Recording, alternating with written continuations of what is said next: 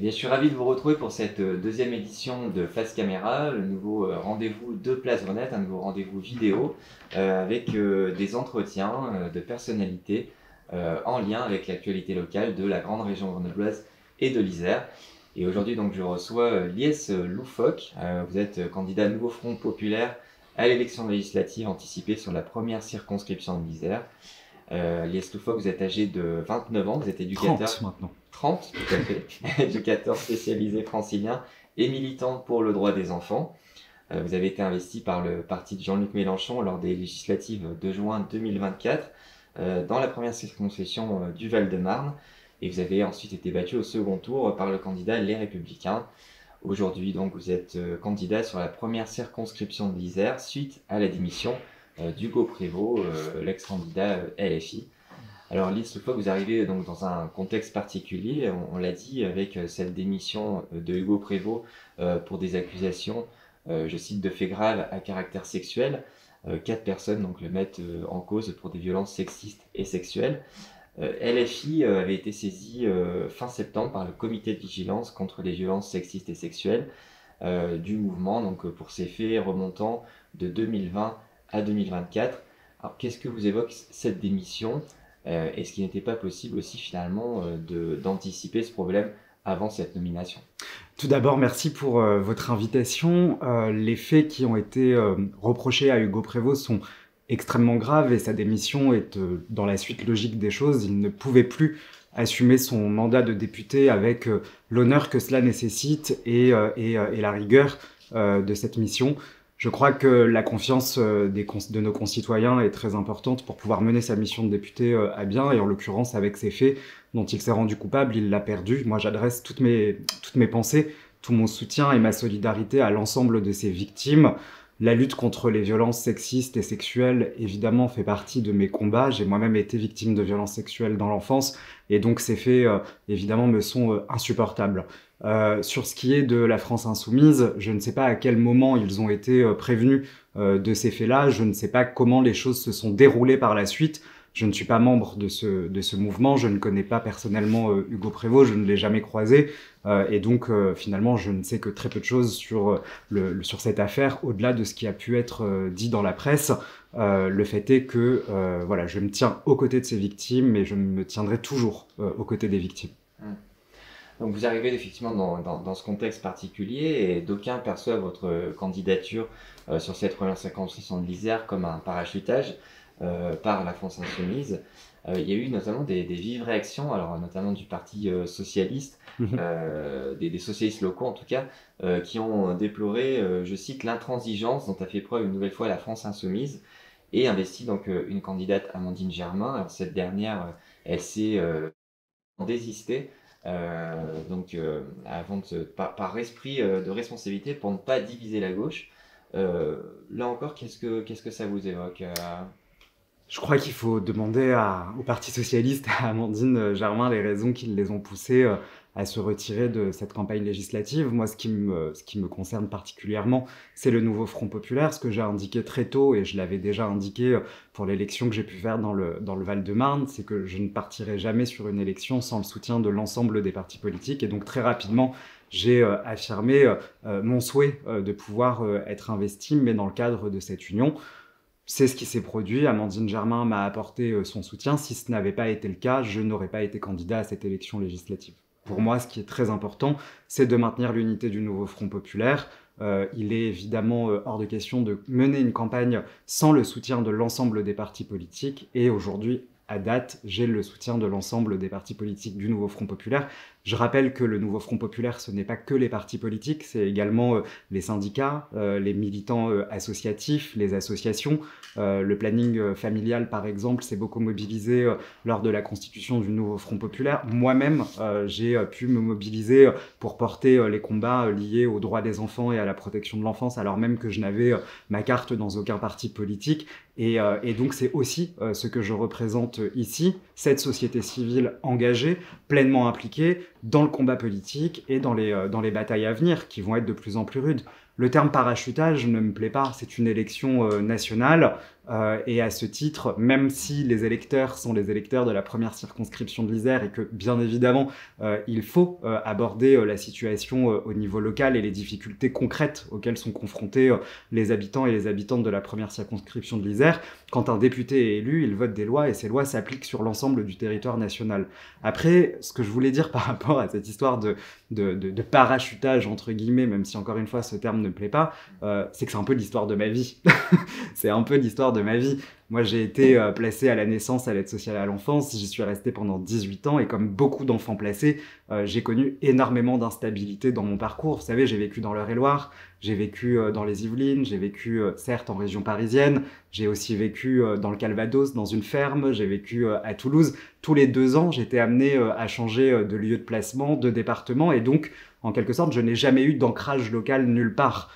Et je crois qu'aujourd'hui, l'ancrage local est un privilège. En tout cas, c'est un privilège auquel moi, je n'ai pas eu accès. Ce que je porte aujourd'hui dans le débat public, c'est la défense des droits des enfants. C'est une cause nationale qui mérite d'être traitée à un niveau national. C'est une cause d'ailleurs qui a été maltraitée ces dernières années. Et donc, mon engagement aujourd'hui prend son sens à travers ce combat-là.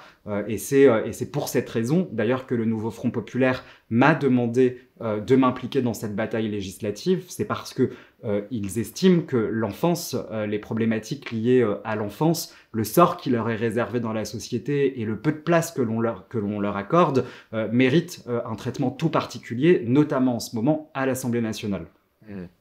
Donc ce combat-là et justement ce profil que vous avez finalement, est-ce que ce n'est pas une chance alors évidemment pas une chance d'avoir vécu ce que vous avez vécu, mais en tout cas au niveau politique, de ne pas être issu du sérail, d'être issu de la société civile. Est-ce qu'aujourd'hui finalement ce n'est pas un atout?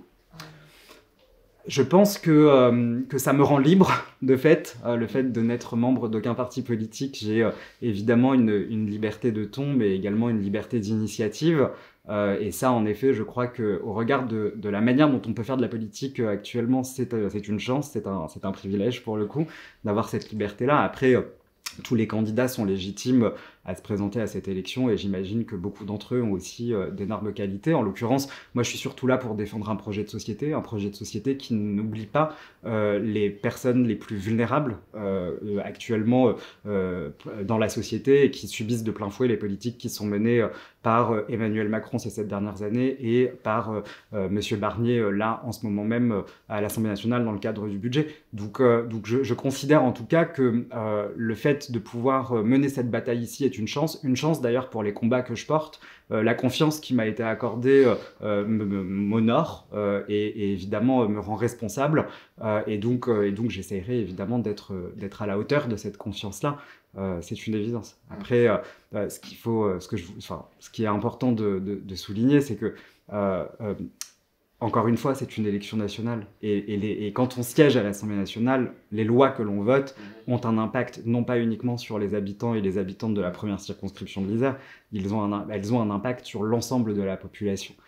Et donc voilà, c'est toujours important de le rappeler parce que je ne suis pas candidat à l'élection municipale de Grenoble et le rôle d'un député au niveau local reste malgré tout assez limité. Alors on en reparlera peut-être après, mais le député de la circonscription siège par exemple au CHU de Grenoble, au conseil d'administration.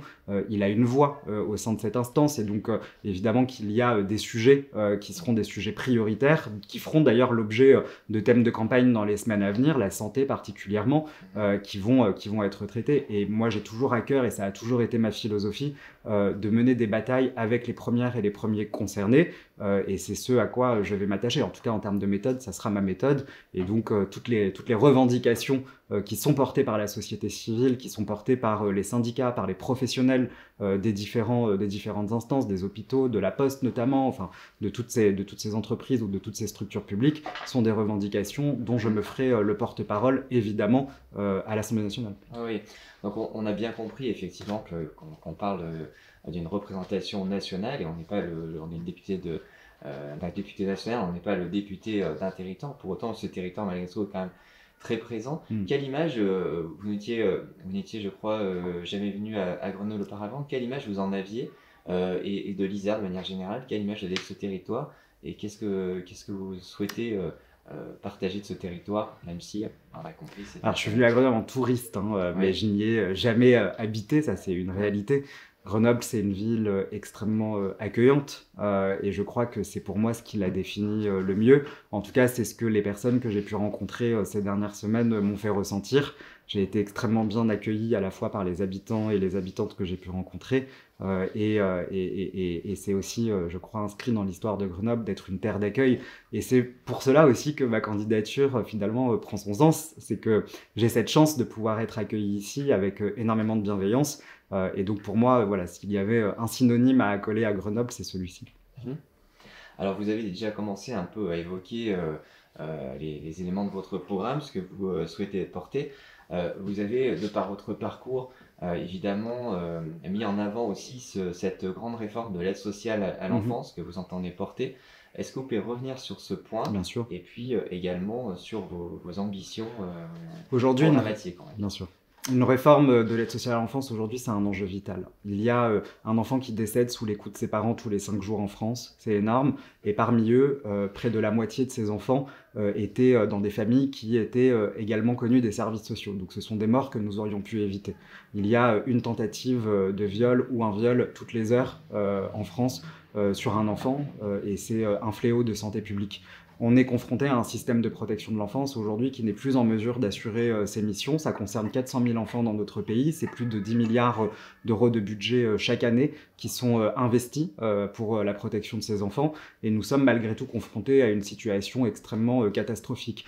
Pour exemple, la défenseure des droits s'est autosaisie de la situation de l'aide sociale à l'enfance de l'Isère parce qu'elle a jugé la situation extrêmement préoccupante avec des enfants qui bénéficient d'une mesure dite de placement ordonnée par l'autorité judiciaire et qui, faute de place et de moyens, se retrouvent malgré tout encore en danger chez eux alors qu'ils auraient dû être extraits de leur environnement familial. Et donc potentiellement, ce seront des enfants qui ne se réveilleront pas demain. Cette réforme de l'aide sociale à l'enfance, elle est vitale parce que, encore aujourd'hui, des mineurs non accompagnés dorment sur nos trottoirs, alors que la France a signé et ratifié la Convention internationale des droits de l'enfant, qui oblige notre pays à leur apporter une protection. Et ce sont des enfants qui, parce que les départements refusent, au titre d'une forme de préférence nationale, de leur accorder cette protection, se retrouvent livrés à eux-mêmes sans aucun soutien. C'est une honte. Je crois que l'aide sociale à l'enfance est un révélateur de ce qu'est la société actuellement. Ce sont des enfants les plus vulnérables, ce sont ceux qui ont le plus de besoins, et pour autant, ce sont eux que la puissance publique abandonne le plus. Vous savez, un enfant placé dans le système de protection de l'enfance, un enfant qui a subi des violences, peut perdre en moyenne jusqu'à 20 ans d'espérance de vie. Tout cela a un coût pour la société. Une très bonne étude, d'ailleurs publiée dans The Lancet, révèle que le fait de ne pas investir correctement dans notre système de protection de l'enfance nous fait perdre 1,4 point de PIB. C'est plus de 30 milliards d'euros. Ça veut dire que si aujourd'hui on se donnait réellement les moyens de protéger correctement nos enfants, nous pourrions en plus de cela faire énormément d'économies sur le long terme. Donc c'est des enjeux qui sont au croisement de toutes les politiques publiques. Au-delà de la protection de l'enfance de manière globale, c'est un sujet qui politiquement est peu porté, voire certains diront, peu rapporteur sur le plan électoral. Parce que les enfants ne votent pas. C'est d'ailleurs un problème, parce que du coup, comme ces enfants ne votent pas, ils intéressent peu. Et je crois que dans le débat public, aujourd'hui, c'est très important de pouvoir leur redonner cette visibilité-là et de toujours avoir en tête que, quelles que soient les politiques publiques que l'on souhaite mettre en œuvre, ces politiques publiques vont avoir un impact sur les enfants. Les politiques publiques de santé, par exemple, quand nous voyons que dans les services de pédopsychiatrie, il n'y a plus suffisamment de médecins, de pédopsychiatres pour leur venir en aide, alors qu'après le Covid, nous voyons bien que la santé mentale des enfants se dégrade considérablement. Il y a une augmentation très importante du nombre de tentatives de suicide. Il y a beaucoup d'enfants qui nécessiteraient des soins au niveau psychique et qui, faute de moyens, ne les reçoivent pas et donc qui ont un état de santé qui se dégrade. Les politiques publiques de justice, quand on voit qu'un juge des enfants a en moyenne 500 situations à traiter avec parfois une absence totale de greffier et donc beaucoup de retard sur toute la chaîne judiciaire derrière, ça a aussi un impact puisque ce sont des enfants qui vont mettre énormément de temps avant de pouvoir être réellement protégés. Les politiques publiques d'éducation, quand on a des enfants qui sont dans des classes en sureffectif ou qui sont dans des classes où il n'y a plus d'enseignants parce que les absences ne sont pas remplacées, ce sont des enfants qui voient leur droit à l'éducation être bafoués. Et je crois que nous ne pouvons pas, nous ne devons pas nous en satisfaire. C'est encore une fois une honte pour notre pays que de ne pas fournir une éducation et une instruction à l'ensemble de ses enfants. C'est d'ailleurs un devoir constitutionnel. Je veux dire, donc il y a vraiment cet enjeu-là. Et moi, je crois que mon rôle aujourd'hui dans le débat public, mais notamment dans cette campagne électorale, c'est de donner cette visibilité à ces enfants invisibles et c'est de faire en sorte que nous, adultes, électeurs ou non, soyons pleinement conscients que c'est une responsabilité collective qui s'impose à nous que de les traiter de la meilleure des manières, parce que c'est aussi la société de demain que nous préparons. Voilà, c'est tout le sens de mon engagement et c'est ce pourquoi, en tout cas, je suis présent ici, c'est ce pourquoi je veux me battre, entre autres, parce qu'il y a d'autres sujets, évidemment, mais celui-ci fera partie de mes sujets prioritaires. Pour vous, on a compris finalement que cette aide à l'enfance, elle touchait aussi plein de sujets, et donc vous pensez que agir sur cette thématique, ça va aussi infuser sur d'autres domaines. L'enfance, c'est au croisement de toutes les politiques publiques. Encore une fois, les enfants ne votent pas, mais ils sont présents comme vous, comme moi, comme n'importe qui, dans la société, au cœur de la cité, et donc ils doivent pouvoir bénéficier de nos services publics de manière convenable, ils doivent pouvoir bénéficier d'une éducation correcte, à la hauteur des enjeux, ils doivent pouvoir bénéficier de notre système de santé, ils doivent avoir un accès facilité aux soins et non entravé par des politiques publiques qui cassent notre service public, ils doivent être protégés des violences qu'ils peuvent subir. Et donc, oui, c'est un enjeu aujourd'hui important. Encore une fois, ils ne votent pas, mais ils sont les premiers concernés de nos politiques publiques. Est-ce que pour vous, c'est uniquement une question de moyens, ou est-ce qu'il y a nécessité de revoir l'organisation ? C'est pas qu'une question de moyens. Je pense au niveau départemental. Ah oui, bah ça. Tout repose sur les départements, oui, avec des disparités selon les territoires. Absolument. Alors moi, je prône pour la recentralisation des politiques d'aide sociale à l'enfance. Je crois que les départements, depuis les lois de décentralisation dans les années 80, ont fait preuve de beaucoup d'irresponsabilité. On l'a vu ces dernières années et encore en début d'année avec des affaires qui ont défrayé la chronique, avec des enfants qui, faute de place dans le système de protection de l'enfance, sont complètement livrés à eux-mêmes et abandonnés dans des hôtels, dans des campings, dans des gîtes, parfois même les poussant jusqu'au suicide. Je pense au cas de la petite Lily dans le Puy-de-Dôme qu'on a retrouvée pendue dans sa chambre d'hôtel parce que l'aide sociale à l'enfance l'avait abandonnée dans une structure hôtelière absolument pas adaptée à ses besoins. Je pourrais remonter loin avec le cas de Nour à Paris qui s'est jeté dans la Seine et qui lui aussi était abandonné par l'aide sociale à l'enfance dans un hôtel. Le cas d'Anthony Lambert dans le Puy-de-Dôme, dans la Saône-et-Loire qui a été retrouvé mort dans un camping, là où pareil l'aide sociale à l'enfance l'a abandonné, ou celui de Jess Seba dans les Hauts-de-Seine qui a été poignardé par un autre enfant placé dans le même hôtel que lui, pareil parce que l'aide sociale à l'enfance du département des Hauts-de-Seine les avait abandonnés là-bas. Donc évidemment qu'aujourd'hui les départements manquent de moyens et vont encore plus manquer de moyens dans les années à venir avec le budget qui va être passé par 49.3 à la rentrée et qui prévoit quand même de leur supprimer à ce jour en tout cas 2 milliards d'euros. Ça va avoir un impact sur l'ensemble des politiques sociales et en premier lieu les politiques d'aide sociale à l'enfance. Et donc oui, je considère que l'État doit reprendre la main sur cette politique publique. C'est une évidence.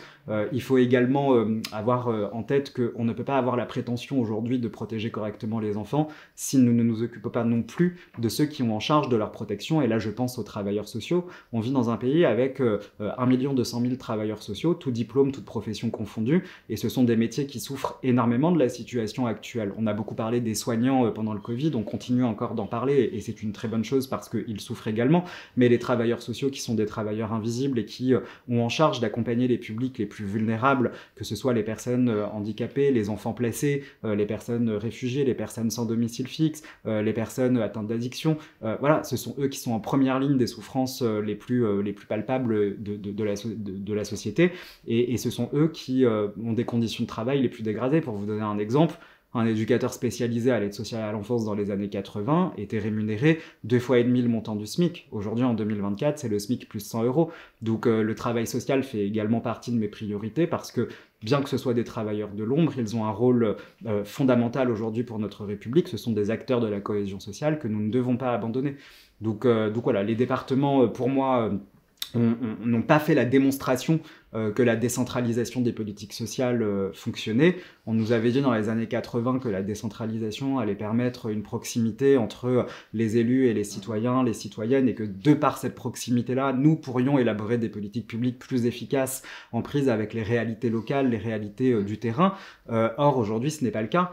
Et d'ailleurs, il y a un élément très, très palpable qui permet de le démontrer, c'est que aujourd'hui, 80% des enfants sont placés dans notre système de protection de l'enfance sur décision judiciaire, alors que pour autant, les départements ont la primeur sur la protection de l'enfance, sont eux les chefs de file, et ils auraient, s'ils avaient été dans ce travail de proximité, davantage tourné vers des mesures dites administratives, sans que ces situations soient judiciarisées. Donc, je ne veux pas rentrer dans les éléments trop techniques, mais il y a énormément de facteurs aujourd'hui qui nous démontrent que l'aide sociale à l'enfance ne peut plus rester à un échelon départemental. Et pour le coup, c'est extrêmement illustré dans le département de l'Isère, qui, je le rappelle, fait partie des rares départements pour lesquels la défenseure des droits a dû s'autosaisir au regard d'une situation extrêmement alarmante, à la fois de pénurie de travailleurs sociaux, d'éducateurs, d'éducatrices, mais également de maltraitance institutionnelle très grave dans certains établissements, d'enfants complètement abandonnés dans leur famille alors même que la justice a ordonné leur placement, ou même, pire, d'enfants jetés à la rue après leur placement à l'aide sociale à l'enfance. Je rappelle qu'on est dans une société où 40% des jeunes sans domicile fixe âgés de moins de 25 ans nés en France sont d'anciens enfants placés à l'aide sociale à l'enfance. C'est une personne sans domicile fixe sur 4 dans notre pays qui a vécu en foyer ou en famille d'accueil. Si nous réglons le problème de l'aide sociale à l'enfance, déjà, nous pourrions faire sortir de la rue plus d'une personne sur 4. Alors, on a bien compris effectivement que l'argent reste le nerf de la guerre, même s'il y a aussi une question d'organisation. Quelles sont les priorités pour vous finalement, puisqu'on est dans le contexte actuel que nous connaissons tous, avec effectivement une austérité qui se profile? Pas vraiment, parce que quand on regarde le texte, le projet de loi de finances qui est passé là, ces dernières semaines à l'Assemblée nationale, le nouveau Front populaire a réussi à faire passer énormément d'amendements pour faire appliquer son programme. La question qui va se poser à nous, c'est est-ce que le vote des parlementaires va être respecté par le Premier ministre? Est-ce qu'un 49.3 va être dégainé? Et est-ce que les amendements qui ont été votés vont être repris? Et là, c'est aussi un enjeu démocratique. Je rappelle quand même que suite aux élections législatives de juin et de juillet cette année, il y a eu quand même une majorité de Françaises et de Français qui se sont exprimés pour faire appliquer le programme du nouveau Front populaire, et que ces résultats des urnes n'ont pas été pris en compte par Emmanuel Macron, qui a fait le choix non pas de nommer Lucie Castet à Matignon, mais Monsieur Barnier qui actuellement risque de détricoter tout le travail qui vient d'être fait ces dernières semaines sur le budget. Donc il n'y a pas de fatalité, à condition que le vote des parlementaires, mais également le vote des Françaises et des Français soit respecté. Vous vous retrouvez complètement dans ce nouveau Front populaire? Est-ce qu'il y a des mesures que vous pourriez ne pas voter si jamais elles venaient être... Non. Est-ce que vous entendez conserver en tout cas votre liberté pleine et entière, ou est-ce que vous allez appliquer ce qu'on vous dira de voter entre guillemets? Alors, en général, je suis suffisamment grand pour faire mes propres choix, en dehors de toute pression.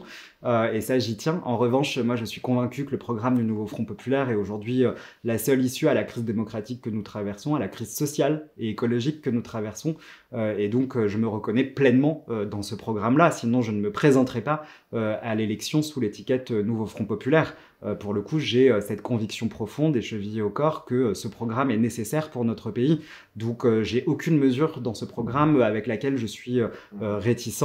Bien au contraire, même j'irai plus loin. Je pense qu'il faudra aller plus loin à un moment donné, parce qu'il y a certaines mesures dans le programme qui méritent d'être complétées. Je trouve que sur la santé, nous pourrions aller plus loin. Je trouve que sur l'enfance, de manière globale, nous pourrions aller plus loin, même si toutes les mesures, je le redis, l'enfance, c'est transversal à toutes les politiques publiques. Donc, quand on décide de redonner du pouvoir d'achat aux familles, c'est aussi leur permettre derrière de satisfaire aux besoins fondamentaux de leurs enfants, de libérer en tout cas une marge de manœuvre économique sur le budget familial pour leur permettre de venir en aide à leurs enfants et de subvenir à leurs besoins.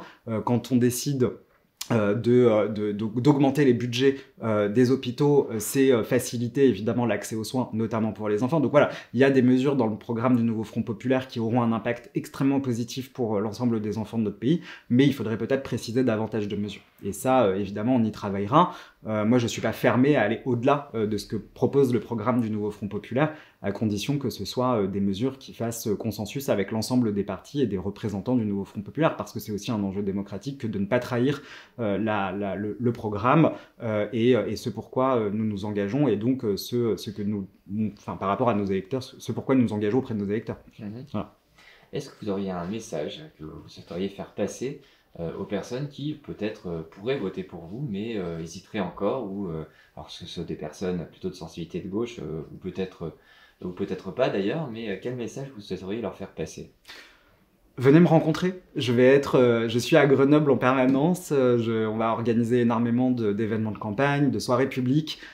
Si vous avez des réticences, si vous avez envie de me découvrir, de mieux me connaître, venez me rencontrer, tout simplement. Je pense qu'il faut refaire de la politique au plus proche des personnes, sur le terrain. C'est ce qui va définir en tout cas ma campagne là, sur les semaines à venir. Moi, je veux aller voir les personnes, je veux les rencontrer, je veux pouvoir m'imprégner aussi de leur regard sur leur circonscription, sur leurs difficultés, prendre leurs propositions également, parce que il n'y a pas que les partis politiques qui doivent initier des propositions, des réformes, des changements.